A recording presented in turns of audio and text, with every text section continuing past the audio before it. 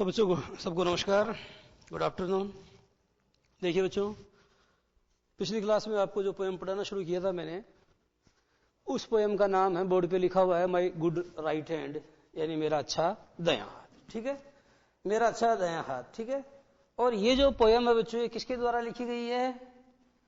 ये लिखी गई है चार्ल्स मैके, यहां भी ए आएगा। ठीक है, MACKAY। ये बच्चों this is the full name. ठीक है, सी मैके लिखा हुआ, Charles Mackay is the full name of the poet.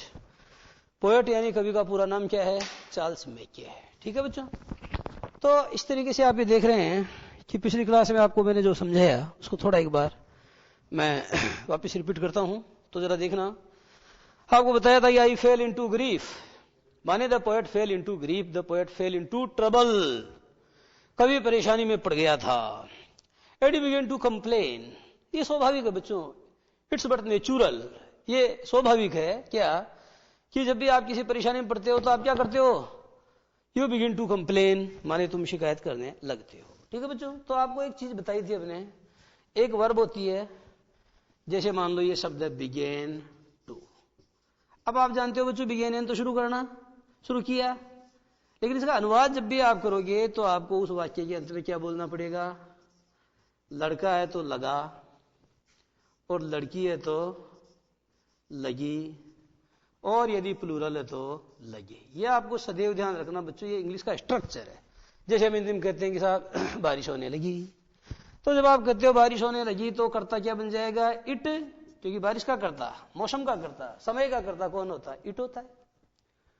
तो the subject of the sentences, the subject of the sentences expressing time and weather, समय और मौसम को एक्सप्रेस करने वाले या समय और मौसम की अभिव्यंजना करने वाले जो वाक्य होते हैं, उनका कर्ता अंग्रेजी में हमेशा बच्चों इट होता है। ठीक है, और इस इट को अंग्रेजी में क्या बोलते हैं? ऐसे वाक्यों में ये जो इट है ना, ये कहलाता है बच्चों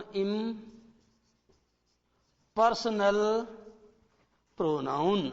अब बच्चों आपसे यदि ये कोई पूछे, बताओ इट कैसा प्रोनाउन है, पर्सनल या इम्पर्सनल, तो आपका जवाब होगा इट एक इम्पर्सनल प्रोनाउन। लेकिन बच्चों ये जवाब आपका गलत है, ये आपका जवाब गलत है। ये बच्चों बात दरअसल ये है कि ये जो इट है ना, इसका प्रयोग बच्चों आप दो अर्थों में करते हो। जब आप कहते हो it's my duty to teach the students, ये मेरा कर्तव्य है, यानी बच्चों को पढ़ाना मेरा कर्तव्य है, या ये मेरा कर्तव्य, इट्स माई ड्यूटी, यानी अर्थात ये मेरा कर्तव्य, इट्स माई प्लेजर, ये मेरा सौभाग्य है। तो बच्चों आप बताओ इट का अर्थ क्या निकल रहा है? इट का अर्थ निकल रहा है यह है। और जब मैं आपसे कहता हूं बच्चों बारिश होने लगी, it began to rain, it का कोई अर्थ नहीं निकल रहा है। जब इट का अर्थ बच्चों यह निकलता है तो यह पर्सनल प्रोनाउन होता है, पुरुषवाचक। और पर्सनल प्रोनाउन की क्या खास बात होती है बच्चों? इसका प्रयोग सब्जेक्टिव फॉर्म में होता है तो ये इट होता है, जैसे आई। और बच्चों अगर इसका प्रयोग ऑब्जेक्टिव फॉर्म में होता है तो भी इट होता है, जैसे मी, इट। और बच्चों अगर इसका प्रयोग पॉजिटिव फॉर्म में होता है तो इसका प्रयोग होता है, तो इसका होता है बच्चों, इसकी फॉर्म क्या होती है? इट्स, जैसे माई। और जैसे होता है माइन, तो वहां भी इट्स का प्रयोग होता है। तो कहने का मतलब ये हुआ बच्चों कि इसको वैसे तो हम पर्सनल प्रोनाउन के अंतर्गत ही पढ़ते हैं और रखते हैं, लेकिन जब यह किसी ऐसे वाक्य का कर्ता हो जिसमें क्या बताया जाए, जिसमें बच्चों बताया जाए टाइम। जैसे आप टाइम का उदाहरण दूं आपको, जैसे इट्स 4 o'clock, बताओ 4 बज गए हैं, इसमें बताओ इट का कोई मीनिंग है क्या? चूंकि इस वाक्य में इट का कोई मीनिंग नहीं है, इसलिए इस वाक्य में बच्चों जो इट है वो इम्पर्सनल प्रोनाउन की तरह काम करेगा। उसी तरीके से जब मैं कहता हूं इट्स रेनिंग, बारिश हो रही है, तो बच्चों ये वेदर है। वेदर यानी क्या होता है? मौसम होता है कि नहीं होता? तो बच्चों इट्स रेनिंग यानी बारिश हो रही है, मैं इट का कोई अर्थ नहीं है, इसलिए यहां पर भी ये इम्पर्सनल प्रोनाउन की तरह काम करेगा। अब बात बिगेन टू की समझा रहा था, जैसे इट बिगेन टू रेन, माने बारिश होने लगी। शी बिगेन टू लाफ, माने वह हंसने लगी। दे बिगेन टू रन, वे दौड़ने लगे। ठीक है, the crowd began to scatter, भीड़ तितर बितर होने लगी। The crowd began to scatter, माने भीड़ तितर बितर होने लगी। The teacher began to teach, teacher पढ़ाने लगा। आप इसका अनुवाद करोगे टीचर ने पढ़ाना शुरू किया।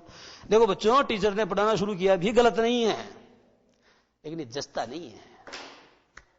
टीचर ने पढ़ाना शुरू किया ये भी गलत नहीं है, परंतु ये जस्ता नहीं है। जस्ता क्या है? यही जस्ता है क्या? टीचर पढ़ाने लगा, the teacher began to teach, यानी टीचर पढ़ाने लगा। आ गया समझ में कि नहीं आया? ऐसे बहुत सारे वाक्य हो सकते हैं। जैसे मैंने आपको कहा, she began to look at me, अर्थात वो मेरी ओर क्या करने लगी? वो मेरी ओर देखने लगी। तो she began to look at me, अर्थात वह मेरी ओर देखने लगी। उसी तरीके से they began to cross the road, वो सड़क पार करने लगे। They began to cross the road, वे सड़क पार करने लगे। तो बच्चों एक बात और है, ऐसे वाक्यों में क्या होता है, जब आप कहते हो कि she began to SOB, sob. अब आप कहते हो साहब वर्ब ये है। बच्चों ये वर्ब नहीं है। जिस वर्ब के पहले टू आ जाए बच्चों, वो तो इन्फिनेटिव होता है। Infinitive is a noun equivalent, और इन्फिनेटिव तो संज्ञा के समतुल्य होता है। तो यहां बच्चों वर्ब ये मानी जाएगी, ये वर्ब की सेकंड फॉर्म है। That's why the sentence shall be categorised under past simple tense. इसीलिए इस वाक्य को पास्ट सिंपल टेंस की श्रेणी के अंतर्गत रखा जाएगा। बातें समझ में आ रही है? तो ये है बच्चों तरीका पढ़ाने का। ये नहीं है कि साहब आपको ऐसे तोते की तरह मैंने टक टक अनुवाद किया, जैसे गूगल ट्रांसलेट करता है वैसे ट्रांसलेट कर दिया। तो ट्रांसलेशन करना ही बात वो नहीं है। There is a beauty hidden in the every line of the poem. कविता की हर पंक्ति में एक सौंदर्य नीत होता है, and it's the duty of the teacher to bring that beauty out. और ये टीचर का कर्तव्य है कि वो सौंदर्य को बाहर निकाले, to make the students pupils familiar with that. और विद्यार्थियों को उससे क्या करे? उसे बच्चों परिचित करवाए, विद्यार्थियों को उसे वाकिफ करवाए। बच्चों को जो है उनमें एक सेंस ऑफ ब्यूटी, सेंस, कविता का मतलब क्या है, क्यों कविता हम पढ़ाते हैं आपको? So that we can improve a sense of beauty, a sense of the appreciation of the beauty, कि हम जो है सौंदर्य को सराहने की क्षमता आप में विकसित कर सकें। ये बहुत जरूरी है। आप में सौंदर्य को देखने की और उसको सराहने की क्षमता होनी चाहिए। सुंदरता को देख के आपका दिल धड़कना चाहिए। This is the motto of teaching the poetry, this is the motto of the teaching poetry, अर्थात जो बच्चों पोएट्री हम पढ़ाते हैं आपको, उसके पीछे ये उद्देश्य है। तो इसलिए मैं इतनी सारी बातें बताता रहता हूं। तो I fell into grief and began to complain, अर्थात मैं परेशानी में पड़ गया और मैं शिकवा करने लगा। आई लुक्ड फॉर ए फ्रेंड, माने आई सर्चड ए फ्रेंड, अर्थात मैंने किसको ढूंढा? मैंने एक दोस्त को ढूंढा। यार कोई दोस्त का मतलब क्या है? कोई ऐसा दोस्त हो, कोई ऐसा मीत हो, हु कुड सपोर्ट मी, जो मेरे को सपोर्ट करे।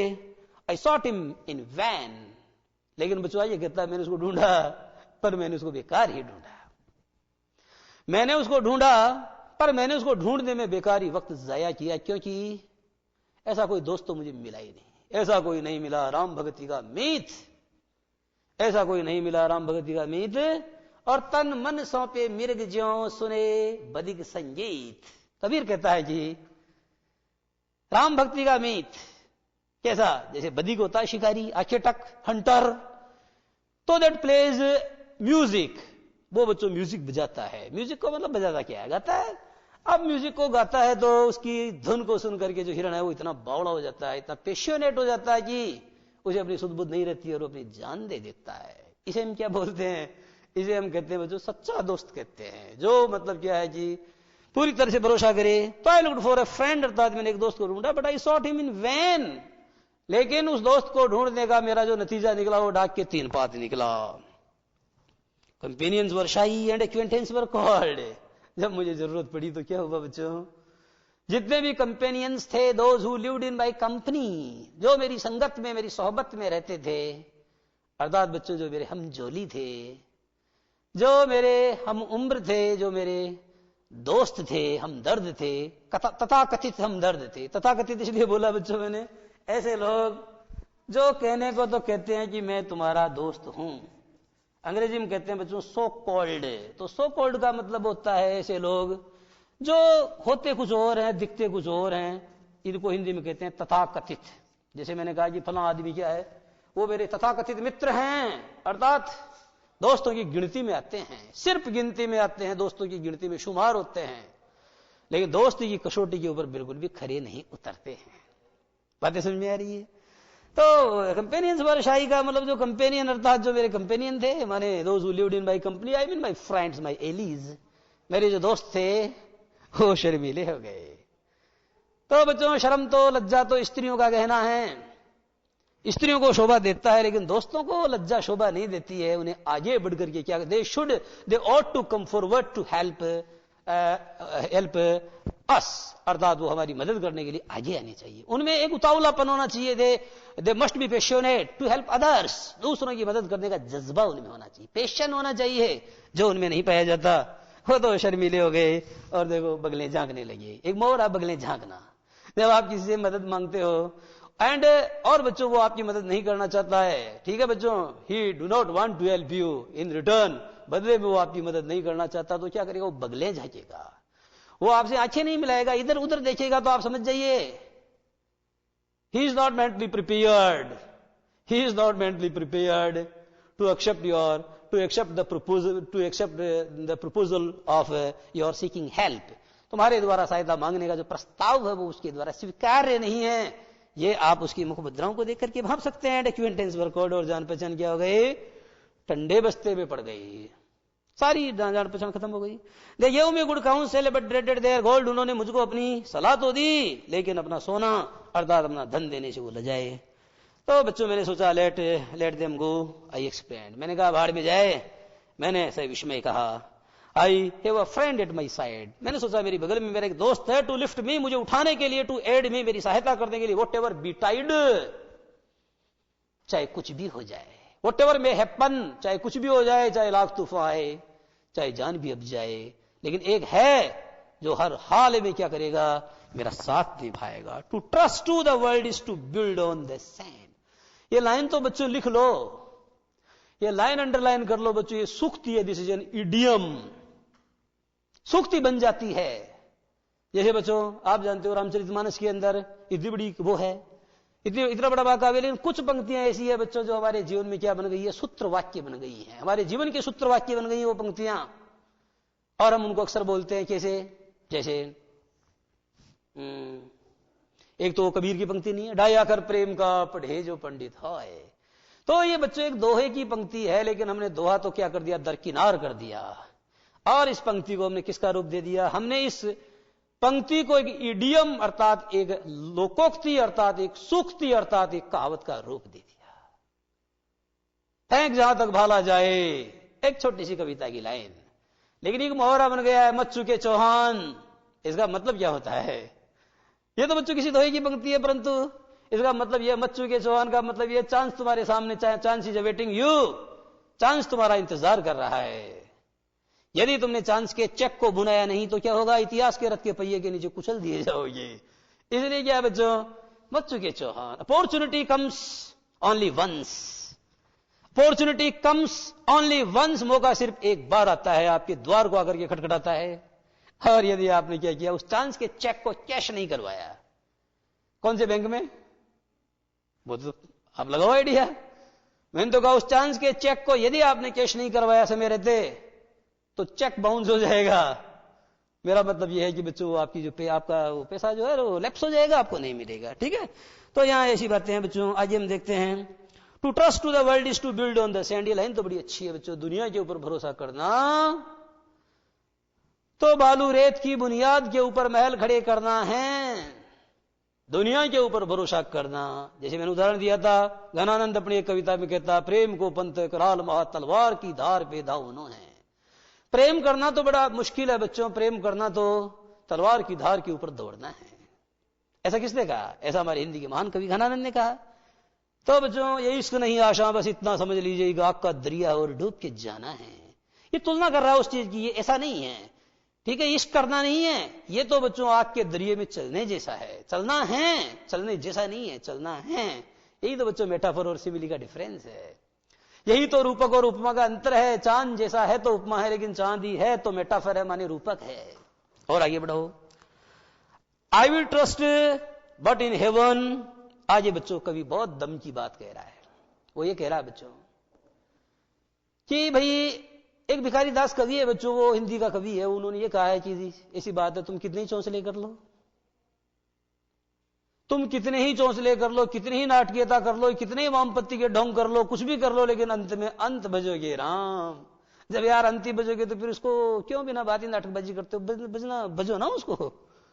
जैसे एक कोई पाकिस्तान का व्यक्ति है और वो हमारे पीएम नरेंद्र मोदी के लिए कहता, साहब ये तो ऐसे है कि राम मुंह में राम बगल में छुरी।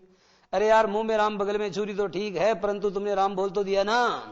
प्रश्न यह है कि अंत भजोगे राम। प्रश्न यह है कि अब यार राम से मतलब बच्चों राम दशरथ पुत्र की बात नहीं है। दशरथ पुत्र, दशरथ सुत्यूं लोक बखाना, और राम नाम का मरम है आना। तो हर ईश्वर को राम कहते हैं। राम का मतलब क्या, अल्लाह भी है, राम का मतलब भगवान बुद्ध भी है, राम का मतलब जैनियों का भगवान भी है। तो राम तो एक नाम है, लेकिन अंत भजोगे राम। बात समझ में आ गई है। तो यही बताया गया बच्चों की अंत में क्या हुआ, लौट के बुद्धू करके घर को आए, मतलब I will trust in heaven. अंत में निष्कर्ष निकला है बच्चों कि संसार झूठा है, जगत मिथ्या और ब्रह्म सत्यम, और सत्य ब्रह्म है। मैं केवल ईश्वर में भरोसा करूंगा। I will believe in heaven में केवल सूक्ष्म में भरोसा करूंगा, स्थूल में नहीं करूंगा। सूक्ष्म यानी परमात्मा होता है, और स्थूल तो हम सारे ही हैं जो दिखलाई देते हैं, भौतिक चीजें। तो I will trust but in heaven, अर्थात मैं स्वर्ग में भरोसा करूंगा, and my good right hand, और बच्चों में किसी में भरोसा करूंगा। अगर आप इसका अभिधा में अर्थ लगाते हो तो सीधा सा अर्थ में मैंने दाएं हाथ में विश्वास करूंगा। दाएं हाथ में कुछ नहीं बच्चों, मैं अपने पौरुष, अपने पराक्रम में विश्वास करूंगा। दायां हाथ तो प्रतीक है। Your good right hand is nothing but it's only a symbol of your manhood. आपकी मर्दानगी की निशानी है आपका दायां हाथ। कई लोग तो ऐसे हैं बच्चों, एक मेरा ऐसा जानकार है, मेरे साथ पढ़ा था नवोदय में, अनुराग यादव नाम है, हेडमास्टर बना हुआ है कहीं। तो इधर वाला हाथ ही नहीं है दणिए, है तो सही पर ये ऐसा ही है, उसमें उंगलियां उंगलियां कुछ नहीं है, और सारा ही काम बाएं हाथ से ही किया है, और करके इतने बड़े पद तक पहुंचा भी है। तो मेरा कहने का मतलब ये कि दाएं हाथ किसी के नहीं है तो लोग बाएं हाथ से भी जंग जीतते हैं। तो मैं सिर्फ दाएं हाथ की बात नहीं, यहां बात है आपके पौरुष की, यहां बात है आपके पराक्रम की, यह बात आपके पौरुष की, यह बात आपके पराक्रम की। तो बच्चों कहने का मतलब यह है कि मैं किस में विश्वास करूंगा, मैं परमात्मा में विश्वास करूंगा, मैं अपने पुरुषार्थ में विश्वास करूंगा, और किसी में नहीं करूंगा। आगे जरा देखना बच्चों, माई क्रेज रिवाइव्ड इन माई फॉर्च्यून्स डिस्पाइट। देखो बच्चों यह कहा गया है कि डिस्पाइट माई फॉर्चून, अर्थात मेरे भाग्य के बावजूद। ध्यान देना मेरी बात, अर्थात मेरे भाग्य के बावजूद क्या लौट आया, मेरा साहस लौट आया। अब आप कहोगे sir concept is not clear. I know it very well that concept is not clear. मैं इस बात को जानता हूं कि कॉन्सेप्ट क्लियर नहीं है, क्योंकि कॉन्सेप्ट तो अभी मैंने क्लियर किया ही नहीं है, तो कॉन्सेप्ट कैसे क्लियर होगा। पर बच्चों बात जरा समझो, एक शब्द आ रहा फॉर्चून। अब फॉर्चून का मतलब तो बच्चों सब जानते हो, गाड़ी फॉर्चूनर ले आयो, तो फॉर्चूनर इसी से बना है। एनीहाउ मैं तो बताना चाहता हूं फॉर्चून को क्या बोलते हैं आप बच्चों फॉर्चून को अन्यथा लक भी कहते हैं, आप इसे बच्चों डेस्टिनी भी कहते हैं, डेस्टिनी। बात समझ में आ रही है। तो लक माने भाग्य होता है, डेस्टिनी माने नियति या तकदीर होती है, और फॉर्चून यानी मुकद्दर होता है। तो बात तो बच्चों एक ही है। These are synonyms. ये बच्चों क्या है, ये सिनोनिम्स। अब वो ये कह रहा है कि फॉर्चून आप जानते हो बच्चों ये लक है, तो आप जानते हो इसको आप क्या बोलते हो, गुड लक, तो सौभाग्य है। और आप इसको कहते हो बैड लक, तो ये दुर्भाग्य है। तो यह बात केवल लक की हो रही है, LUC के लक की बात हो रही है। डिस्पाइट माई फॉर्चून का मतलब यह है बच्चों मेरी तकदीर में क्या लिखा हुआ था, परेशानियां लिखी हुई थी। तो यहां पर मैं बच्चों बात फॉर्चून से मतलब मैं मिसफॉर्चून की बात कर रहा हूं। डिस्पाइट माई मिसफॉर्चून अर्थात मेरे दुर्भाग्य के बावजूद। क्या होता है दुर्भाग्य, दुर्भाग्य कुछ नहीं होता है। मनुष्य अपने भौहें, अपनी भ्रुकुटियों का पसीना बहा करके भाग्य के लेख को धो सकता है। दिनकर ऐसा लिखते हैं कुरुक्षेत्र किताब में। और दिनकर क्या लिखते हैं हम सब जानते हैं, क्या, man can change his destiny. एक पाठ चलता था पहले इंग्लिश में, अब नहीं चलता। तो one man can change his destiny का मतलब आदमी अपनी तकदीर को बदल सकता है। किसके द्वारा, मेहनत करने के द्वारा। इसीलिए तो बच्चों सोनलाल द्विवेदी की एक फेमस कविता है, क्या, लहरों से डर कर नौका पार नहीं होती, and those who try they can never be defeated, कोशिश करने वालों की कभी हार नहीं होती। Those who try they can never be defeated, अर्थात वो कभी डिफीट नहीं खा सकते हैं, कभी मात नहीं खा सकते हैं, कभी शिकस्त नहीं खा सकते।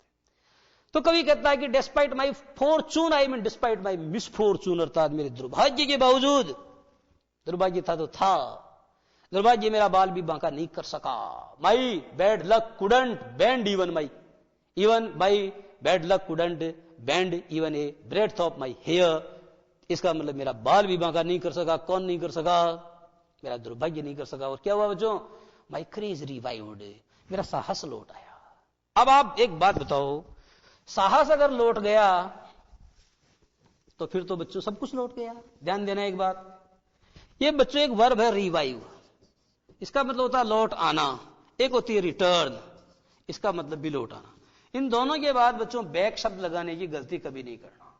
माई फॉर्चून रिवाइव्ड बैक, माई, ठीक है, लेट अस रिटर्न बैक, गलत है। रिटर्न के बाद बैक नहीं आएगा, रिवाइव के बाद बैक नहीं आएगा। यही तो खास बात है जो परीक्षा में पूछी जाती है। उसी तरीके से एक शब्द आता है जो रिवाइज, इसके बाद में अगेन का प्रयोग करना सर्वथा गलत माना जाए। रिवाइज अगेन, दोबारा दोहराओ। अरे जब दोहराओ तो दोबारा उसी में अंतर्वलित है। तो आपके पास क्या लौट आया? साहस लौट आया। अब बच्चों एक बात बताओ, इंदिरा गांधी को पत्र लिखते थे पंडित जवाहरलाल नेहरू, जेल में थे तब, और पत्र में लिखा be fearless at first and other qualities will automatically come to you. सबसे पहले क्या बनो? फियरलेस बनो, अभय बनो। अभय का मतलब साहस को बुलाओ, साहस अगर तुम्हारे पास है तो बाकी गुण अपने आप आ जाएंगे। तो पहली बात किसकी दरकार होती है? हमें बच्चों साहस की दरकार होती है। और कवि का साहस, आई मीन उसका मनोबल, उसका सेल्फ कॉन्फिडेंस वापस लौट आया। और बच्चों यदि आपका सेल्फ कॉन्फिडेंस आप में हम जगह पाए तो समझो half the battle is one, आधा युद्ध हमने जीत लिया है। टीचर का काम सिर्फ पढ़ाना नहीं होता है, टीचर का काम यह भी होता है दैट ही और she should try his or her best to create self confidence in his or her disciples. तो बच्चों इस क्रम में अपनी बात जारी रहेगी, परंतु इससे पहले हम लेंगे 2 मिनट का ब्रेक। ओके।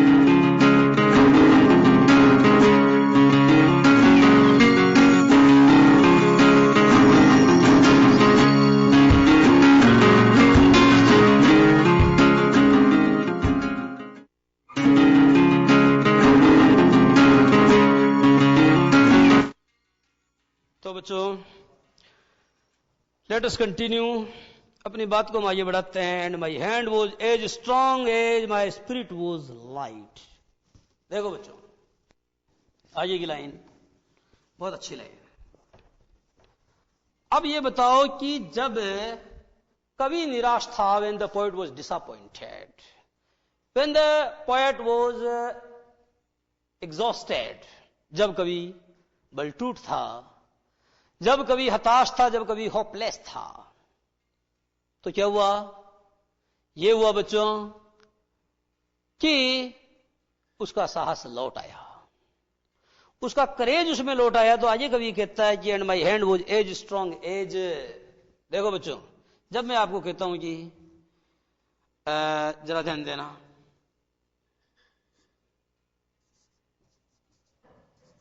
सूरदास, ठीक है, वाज एज ग्रेट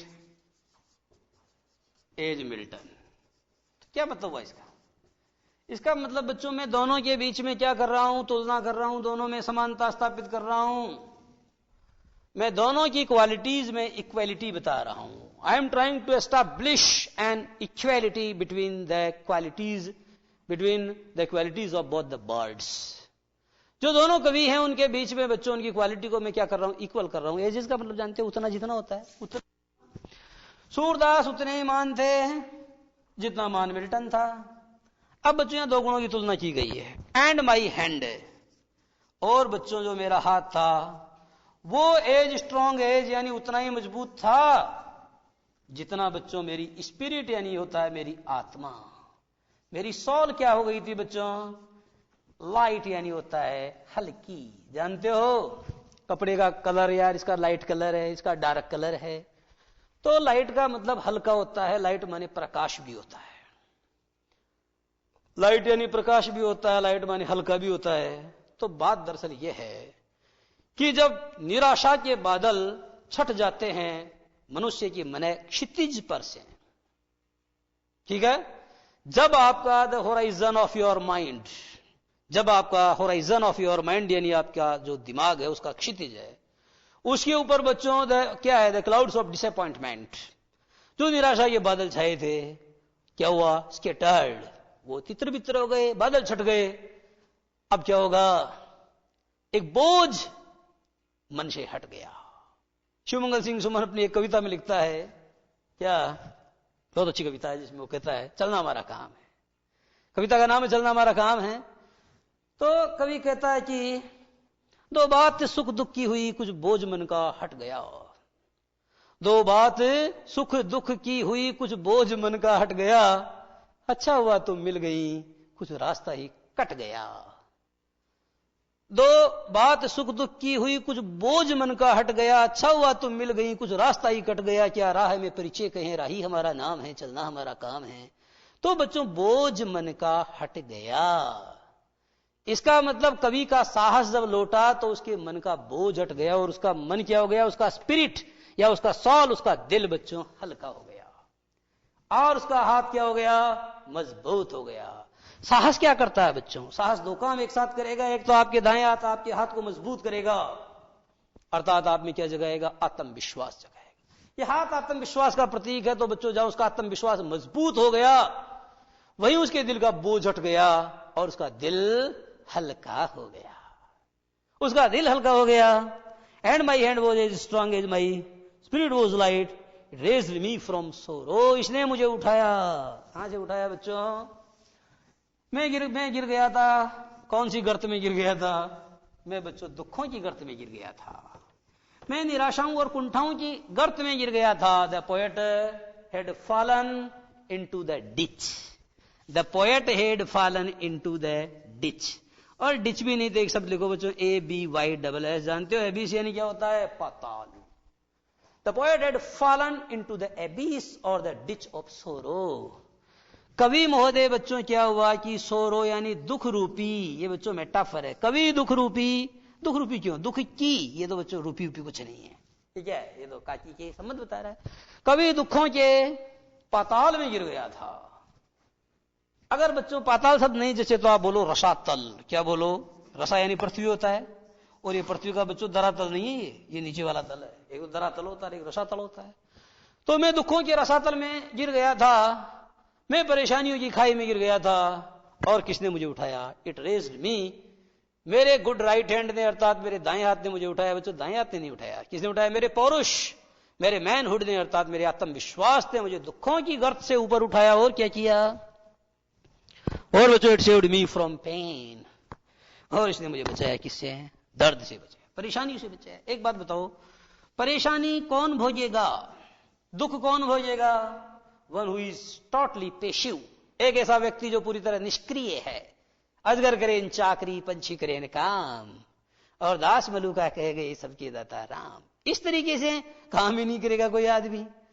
तो मेरे बच्चों अगर कोई काम नहीं करेगा तो क्या करेगा, दुखी तो पाएगा।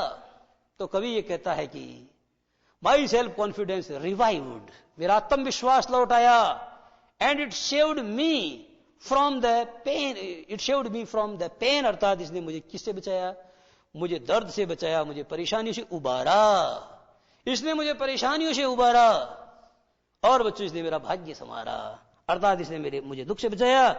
इट फेड मी, इसने मुझे खिलाया। आपको कौन खिलाता है, कहते नहीं है गांव में भी लोग कहते हैं अपने माता पिता, आप पढ़ाई लिखाई नहीं करोगे, पढ़ाई लिखाई नहीं करोगे, कमाओगे धमाओगे नहीं, तो खाओगे क्या? तो खिलाता कौन है? कोई नहीं खिलाता, आपका काम खिलाता है, आपके क्रियाकलाप खिलाते हैं, आपका पौरुष, आपका पुरुषार्थ खिलाता है। तो आपका दायां हाथ या बायां हाथ किसका प्रतीक है? ये बच्चों, it's the symbol of your self confidence, या आपके आत्मविश्वास का प्रतीक है। This is the symbol of your manhood, यह आपके पौरुष का प्रतीक है। तो मेरे पौरुष ने बच्चों क्या किया? मेरा साथ दिया। मेरा आत्मविश्वास जब मेरे अंदर जा गया तो मैं कमाने खाने लायक बन गया। इट फेड मी, इस दाएं हाथ ने मुझे खिलाया।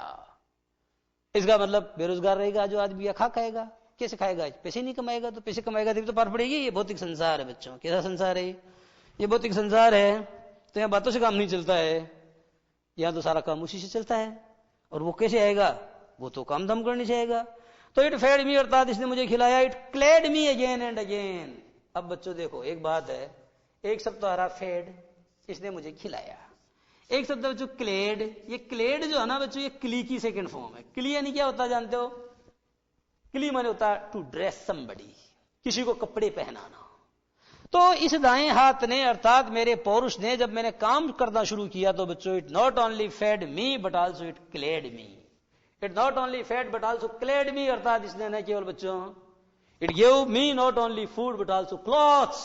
It provided me not only food but also clothes, अर्थात इसने मुझे उपलब्ध कराया न केवल भोजन, न केवल अपना पेट भरने के लिए भोजन, अपितु अपना तन ढकने के लिए मुझे वस्त्र भी उपलब्ध कराए। किसने उपलब्ध कराए? इस दाएं हाथ ने उपलब्ध कराए। तो कहने का मतलब बच्चों मजा आ गया, अब कोई परेशानी नहीं है। आगे देखो, द फ्रेंड्स हू है। अब आगे और सुनो, देखो बच्चों, इस कविता को जब हम पढ़ते हैं तो ऐसा लगता है कि ये कविता जो है कवि की कहानी नहीं है। ये तो बच्चों प्रासंगिक है, ये टोटली रिलीवेंट है, ये सब पर लागू होती है। आपको ऐसा नहीं लगता है कि इस कविता को जब आप पढ़ते हो तो आप खुद इस कविता के नायक हो? तो अब क्या हुआ बच्चों? कवि का समय सुधर गया है। कवि का जो विषम समय था बच्चों, उसके जो खराब दिन थे वो गुजर गए हैं। और अब क्या आ गया है? अब उसके अच्छे दिन आ गए हैं। बढ़िया कमाता है, खाता है, किसी प्रकार की कोई कमी नहीं है। अब क्या होगा? अब वो धोखेबाज दोस्त जो परेशानी के समय कवि का साथ छोड़ के चले गए थे, क्या करेंगे? वो वापस आएंगे। यही तो दुनिया का दस्तूर है। तो बताया गया है कि the friends who had left me came back everyone, अर्थात वो दोस्त जो मेरा साथ छोड़ के चले गए थे वो आ गए। केम बैक एवरीवन का मतलब क्या होता है बच्चों? Came back everyone, one by one. One by one मानी क्या होता है? एक एक कर सारे आ गए। केम बैक, ध्यान देना बच्चों, कैम बैक तो ठीक है, कैम बैक यानी वापस आ गए, लेकिन रिटर्न बैक ठीक नहीं है। रिटर्न, अब बैक की जरूरत नहीं है। दोनों का मतलब एक ही बच्चों, यहां बैक नहीं आएगा। तो रिटर्न अर्थात वो वापस आ गई। वापस शब्द तो इसी में अंतर्वलित है। तो all those friends who had left me, अब देखो बच्चों, ऑल दोज फ्रेंड्स, ध्यान देना क्या बोला मैंने? All the friends. दोज का मतलब दही होता है। All the friends who had left me earlier, अर्थात वो सारे दोस्त जो मुझे पहले छोड़ के चले गए थे। यहां बच्चों एक तत्व की बात है। आपको तो ये वाक्य शुद्ध लग रहा होगा, पर बच्चों ये वाक्य शुद्ध है नहीं। All the friends who had left me earlier, अर्थात वो तमाम दोस्तात, मेरा मतलब दोस्त बहुवचन बनता है तो ऐसे लगाते जैसे ख्याल का ख्यालात, तो मेरे हिसाब से दोस्त का दोस्तात है ना, जैसे दस्तावेज का दस्तावेजात, यानी अभी तो प्रयोग है, गलत भी हो सकता है, सही भी हो सकता है। तो बच्चों मैंने कहा कि all the friends who had left me earlier का मतलब है कि वो सभी दोस्त जो मेरा साथ छोड़ के चले गए थे। बच्चों यहां ऑल शब्द का प्रयोग हुआ, ध्यान दो। जब ऑल आता है तो हु के बदले दैट का प्रयोग करना चाहिए। हु गलत है, दैट सही है। उदाहरण देता हूं, all which glitters is not gold. बोलो, विच को काट क्या करोगे? All that which glitters is not gold. हर चीज जो चमकती है वो सोना थोड़ी होती है। तो जब ऑल का प्रयोग होगा तो विच भी नहीं आएगा बच्चों, नाइदर विच नॉर हु। अगर ऑल का प्रयोग हो रहा है वाक्य में आगे कहीं पर भी, तो आगे बच्चों हु या विच के बदले किसका प्रयोग करना चाहिए? दैट का प्रयोग करना चाहिए। ये तत्व की बात है, इस बात को समझिए। अगर सुपरलेटिव डिग्री आती है तो भी ऐसा ही करना चाहिए। जैसे education is the most powerful weapon, शिक्षा सबसे शक्तिशाली हथियार है, which you can use to change the world, जिसका प्रयोग कर सकते हैं आप इस संसार को बदलने के लिए। अब ध्यान दो बच्चों, आइए विच आ रहा है, और आगे क्या आ रहा है, मोस्ट पावरफुल सुपरलेटिव, तो विच को काट के दैट करना पड़ेगा, सेंटेंस शुद्ध क्या बनेगा, education is the most powerful weapon that you can use to change the world. शिक्षा सबसे शक्तिशाली हथियार है जिसका प्रयोग कर सकते हैं आप इस दुनिया को बदलने के लिए। ये कोटेशन है बच्चों नेल्सन मंडेला का, a long walk to freedom नाम की जो उनकी किताब है, जिसको उनकी आत्मकथा, उनकी ऑटोबायोग्राफी है, a long walk to freedom, उसमें से कोटेशन है क्या कि शिक्षा वह सबसे शक्तिशाली हथियार है जिसका प्रयोग आप इस दुनिया को बदलने के लिए कर सकते हैं। बातें समझ में आ रही है? तो the friends who had left me earlier, तो वो दोस्त बच्चों, अब आपको यहां तो हुआ आ रहा है, अरे बच्चों यहां तो हुआ आ रहा है क्योंकि यहां ऑल लगा हुआ नहीं है, लेकिन यहां वो नहीं आएगा क्योंकि यहां ऑल आ रहा है। अब बच्चों इधर ऑल आएगा तो आपको क्या करना पड़ेगा, you will have to balance the equation, आपको इक्वेशन को बैलेंस करना पड़ेगा, समीकरण को संतुलित करना पड़ेगा। समीकरण को संतुलित ऐसे ही करते हैं, है ना, तो इधर से उधर जोड़ करते हैं। तो the friends who had left came back everyone one by one, ये मैंने अपनी तरफ से जोड़ा है। वो दोस्त जो मेरा साथ छोड़ के चले गए थे वापस आ गए एक एक करके। Darkest advisers looked bright is the sun, आगे वाली पंक्ति बहुत अच्छी है बच्चों। डार्केस्ट एडवाइजर कौन होते हैं? And darkest advisers, darkest advisers का मतलब होता है बच्चों, एडवाइजर तो सलाह देने वाला होता है, और डार्केस्ट का मतलब यह हुआ कि जब मेरे ऊपर परेशानी आई थी तो लोग कहते थे अरे यार बहुत बुरा हुआ इसके साथ, बहुत बुरा हुआ, बहुत बुरा हुआ। ऐसा होता है बच्चों, ये तो दोस्तों की खास बात होती है कि दोस्त जब फेल होते हैं तो दुख होता है, परंतु दोस्त जब फर्स्ट आते हैं तो बहुत दुख होता है। जैसे आपने कोई एग्जाम दिया, अब आपका सबसे पहले जिसका फोन आएगा समझ लेना, जो सबसे पहले फोन करके पूछेंगे रे कैसा हुआ पेपर, समझ लेना वो क्या सुनना चाहता है आपसे। आप कहोगे अरे यार पेपर तो अच्छा नहीं हुआ, अरे यार ये तो बहुत खराब हुआ, बहुत खराब बात है। अर्थात कहने का मतलब आप उसको जो सुनना था वो आपने कह दिया, उसको यही सुनना था क्या, ये पेपर अच्छा नहीं हुआ, है ना।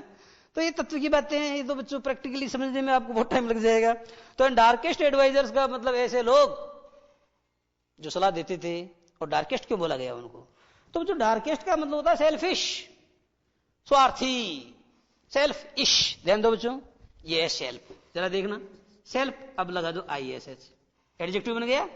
ये बच्चों BOOR बूर, ISS लगा दो, ये हो गया बुरिश। अब लगाओ चाइल्ड, ये हो गया चाइल्डिश। अब लगाओ फूल, फूल यानी मूर्ख, और फूलिश यानी मूर्ख जैसा। तो आपने क्या देखा, आपने बच्चों ये देखा जी ISH क्या है, एक प्रकार का सफिक्स, हिंदी में बोले तो प्रत्यय है। और अगर किसी नाउन के अंत में, ये नाउन सेल्फ, ये नाउन, ये नाउन, ये नाउन, तो जब किसी नाउन के अंत में आप इसको जोड़ते हैं नाउन के बाद में, तो बच्चों नया शब्द जो बनता है वो क्या बनता है, वो एडजेक्टिव बनता है। क्या बनता है, एडजेक्टिव बनता है। I have cited so many examples on the board. तो बच्चों कहा गया कि darkest advisers looked bright, look यानी क्या होता है, देखो, लुक एट द बोर्ड की ओर देखो, और शी लुक्स ब्यूटीफुल, वो खूबसूरत दिखती है। तो देखना भी है, दिखना भी है, देखना भी है और दिखना भी है। जैसे पधारो यो करके, फिर कहते हो पधारो यो करके, तो पधारो माने आओ और पधारो माने जाओ, आओ तो ही पधारो, जाओ तो ही पधारो, लुक माने देखना और लुक माने दिखना।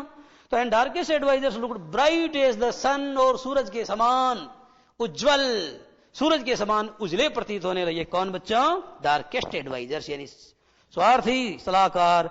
आई नीड देम नो मोर, अब मुझे उनकी दरकार नहीं है बिल्कुल भी। नो मोर का मतलब होता है don't need them any longer, अब मुझे उनकी जरूरत नहीं है।